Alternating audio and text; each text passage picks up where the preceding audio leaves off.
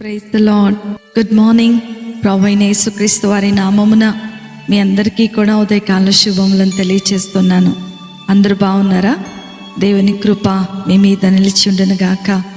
నా ప్రియమైన దేవుని బిడ్డలారా, యేసుతో అనుదిన ఆత్మీయ ప్రయాణం నాతో పాటు కొనసాగిస్తున్నటువంటి నా ఆత్మీయమైన సహోదరి సహోదరులందరికీ కూడా ప్రభు పేరట శుభములను తెలియచేస్తూ ఉన్నాను.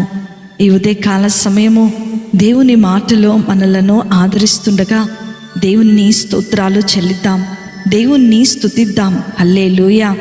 నేటి దిన వాక్యము 146వ దావీదు కీర్తన 7వ చరణము. బాధపరచబడు వారికి ఆయన న్యాయము తీర్చును, ఆకలిగొనిన వారికి ఆయన న్యాయము తీర్చును. హల్లెలూయా. నా ప్రియమైనటువంటి దేవుని బిడ్డలారా, ఈ ఉదయకాల సమయములో న్యాయము తీర్చేటువంటి న్యాయాధిపతి మన మధ్యలో ఉన్నారని సంగతిని మనకు జ్ఞాపకం చేస్తూ ఉన్నారు. ఈ లోకంలో అనేక సందర్భాలలో న్యాయము జరగకోకుండా అన్యాయాన్ని మనం ఎదుర్కొంటూ ఉంటాం. పనిచేసేటువంటి ప్రదేశంలోనో లేకపోతే మనం ఉంటున్నటువంటి ప్రాంతంలోనో మనము నివసిస్తున్నటువంటి సమాజంలో ఎన్నో రకములైనటువంటి ఒత్తిళ్ళు మానవులమైన మనం ఎదుర్కొంటూనే ఉంటాం. అయ్యో, నా జీవితంలో అన్యాయం జరిగిపోయింది, నాకు న్యాయం చేసేవారు లేరా అని కన్నీరు కార్చినటువంటి సందర్భాలు ప్రతి ఒక్క విశ్వాస జీవితంలో ఉంటూనే ఉంటాయి. ఈ లోకపరమైనటువంటి వ్యాజ్యములను గనక మనము గమనిస్తే ఆ వ్యాజ్యాలను తీర్చడానికి కోర్టులు, జడ్జీలు ఉంటూ ఉంటారు. ఈ లోకపరమైనటువంటి తీర్పును మనము గమనిస్తే ఒక జడ్జిని బట్టి ఆ న్యాయములో తేడాలు కనపడుతూ ఉంటాయి. ఈ లోకములో మనుషులు ఏర్పరచుకున్నటువంటి చట్టము మనుషులను ఎప్పుడు కూడా సంతృప్తి పరచలేవు.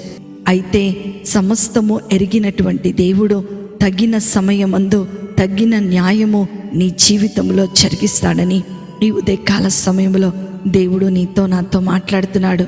అన్యాయమునకు గురైన వారి పక్షముగా వ్యాజ్యమాడటానికి, వారి పక్షముగా నిలబడి యుద్ధము చేయటానికి సర్వశక్తిమంతుడైనటువంటి దేవుడు మన పక్షాన ఉన్నాడన్న సంగతిని మనము ఈ ఉదయకాల సమయంలో జ్ఞాపకము చేసుకుందాం. దేవుని మీద ఆధారపడినప్పుడు మాత్రమే దేవుడు మనకు న్యాయము జరిగేలా చేస్తాడని ఈ ఉదయకాల సమయంలో ఈ వాగ్దానమును బట్టి దేవుడు మనతో మాట్లాడుతూ ఉన్నాడు. ఒకవేళ మనము దేవుని మీద ఆధారపడకుండా మనకు మనమే మనుషులను ఆశ్రయిస్తే మనకు జరగాల్సినటువంటి న్యాయ విషయములో దేవుడు ఎన్నడూ కూడా కలుగ చేసుకోడు. ఎందుకంటే దేవుడు న్యాయమును ప్రేమించేవాడు. యెహోవా న్యాయమును ప్రేమించేవాడు. ఆయన తన భక్తులను విడువడు. నా ప్రియమైనటువంటి దేవుని బిడ్డలారా, దేవుడు పక్షపాతి కాదు. ఆయన తన బిడ్డలను ప్రేమించు దేవుడై ఉన్నాడు. తన భక్తులను ఎప్పుడు కూడా విడువనటువంటి దేవుడై ఉన్నాడు. ఒకరిని ఒకలాగా మరొకరిని మరొకలాగా చూసేటువంటి దేవుడు కాదు. భూమి మీద శాశ్వతమైనటువంటి కృప చూపుచు నీతి న్యాయములు జరిగించేటువంటి దేవుడే సర్వశక్తిమంతుడైనటువంటి దేవుడని ఇర్మియా గ్రంథము 9వ అధ్యాయము 24వ వచనంలో మనం చూస్తూ ఉండవచ్చు.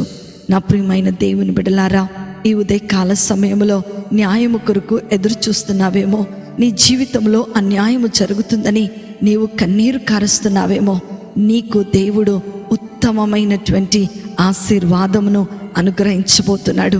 ఎప్పుడైతే మనము దేవునికి లోబడి ఆయన ఆజ్ఞలను గైకొనుచు విరిగి నలిగిన హృదయము కలిగి జీవిస్తూ ఉంటామో, అలాంటి ప్రతి ఒక్కరికి కూడా ఆయన న్యాయమును కనుపరచు దేవుడై ఉన్నాడు. ఒకవేళ నీవు అన్యాయమునకు గురై నిస్సహాయ స్థితిలో ఉన్నట్లయితే తక్షణమే దేవుని దగ్గర మోకరించు, వేడుకో. ఆయన నీ పక్షముగా న్యాయము తీర్చబోతున్నాడు. అందుకనే కీర్తనకారుడు 135వ దావీదు కీర్తన 14వ చరణంలో మనం చూస్తే, యెహోవా తన ప్రజలకు న్యాయము తీర్చును. హల్లెలూయా. మనకు దేవుడుగా మనకు న్యాయము తీర్చేటువంటి న్యాయాధిపతి అయినటువంటి దేవుణ్ణి మనము కలిగి ఉన్నందుకై దేవుణ్ణి స్తుతిద్దాం, దేవుణ్ణి కనపరుద్దాం.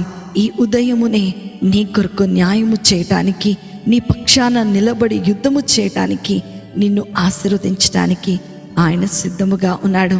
కనుకనే నా ప్రియమైన దేవుని బిడ్డ, మనుషులను ఆశ్రయించకుండా కేవలము దేవునిని మాత్రమే ఆశ్రయిద్దాం. గొప్ప దీవెనలు పొందుకుందాం. అట్టి కృపాధన్యత, ఆశీర్వాదము వాక్యం వింటున్న దేవుని పిల్లలైన మీ అందరికీ కూడా అనుగ్రహించబడునుగాక. ఆమేన్. ప్రార్థన చేసుకుందామా?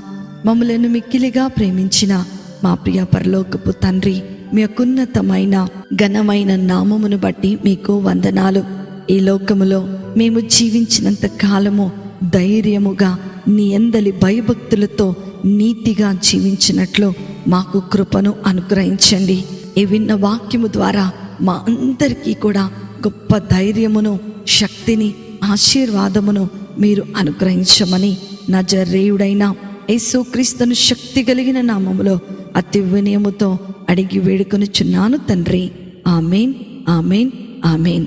ప్రభు మిమ్మలను, మీ కుటుంబాలను దీవించునుగాక. ప్రేమతో మీ సహోదరి శిల్పా జోసఫ్.